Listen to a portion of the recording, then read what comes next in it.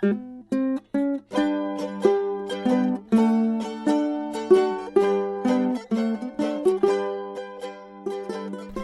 to Just Say This, the place to get all the help you need for the birds and bees talks. I'm your host, Amy Lang. Just a quick reminder, this show is for grown-ups because I'll be swearing. There'll be lots of swears, and then I'll also be talking about grown-up sex. I can guarantee that your kids do not want to listen to this, and they really don't want to listen to it with you. You've been warned. Do you have a question for me? Please give me a call. The phone number is 206-926-1522, 206-926-1522, and I will answer on the show. And if you have a funny sex talk story, please call in those as well, 206-926-1522. Thanks. It's time for your weekly Chirp. What's a chirp? It's a script. I'll be picking one topic every other week and give you a script. So are they going to be perfect? Oh my God, no. And if you don't like it or you have a real problem with it and you feel like you need to let me know, please don't be a dick about it. They're not going to be perfect. So you need to tweak the language to suit your family.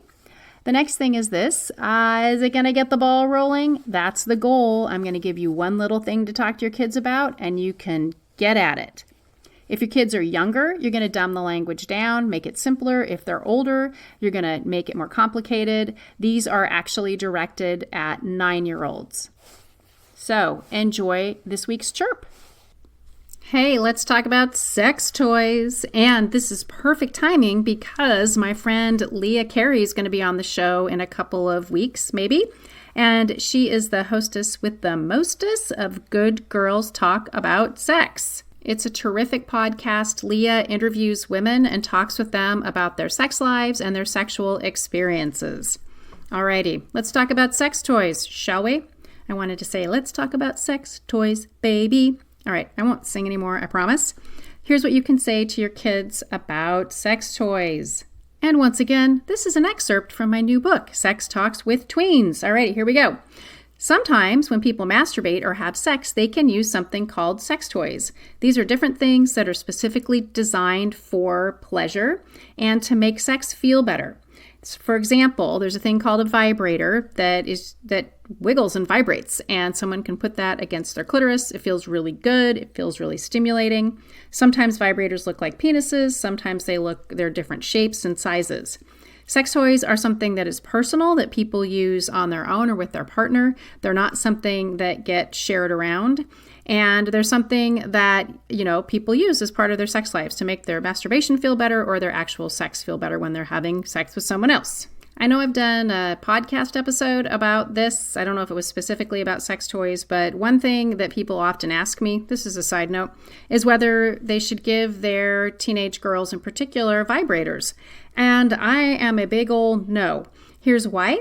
They're very stimulating, and I think it is really important for people with clitorises to learn what feels good with the things they have on hand, like their fingers or rubbing against things, or the good old shower wand, which is kind of a sex toy, but not exactly. It takes a little work to get to it.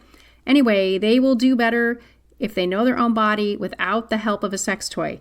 Now, when they get older, sure, they can do that if they want to. And I know plenty of young people who've used vibrators and it's been fine. It hasn't made any difference to them. But just my personal opinion is that the super stimulation from a vibrator makes it harder to have the less stimulation from partnered sex or, sex on your own.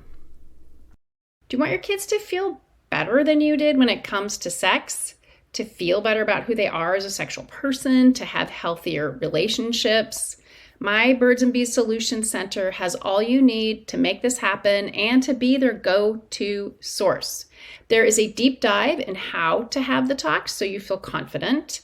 There are vetted books and videos for your kids. You don't need to worry about whether they're age appropriate. You'll also get a video on ages and stages, what they need to know at each age and stage so you can get caught up and then plan for the future. There are videos on puberty, porn, and online safety, and tons more. I've also included something I don't do anyplace else. It's live Q&A. It's my podcast, only live. It's special to the Solution Center. I want this to be as accessible as possible. It's super cheap. $69 a year. I did some used car salesman math, and that's 19 cents a day. And because you're a podcast listener, if you use the code podcast, you'll get 15% off. I invite you to go and check it out. birdsandbeescourse.com.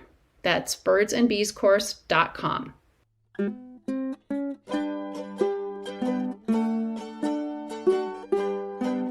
That's it for this week. Thanks to everyone who's been calling in. The number's 206-926-1522, so please leave me a message if you have a question or a tale from the trenches. And thank you to Melanie Smith, my producer, and to Rolf, who wrote the Birds and Bees and Kids theme song.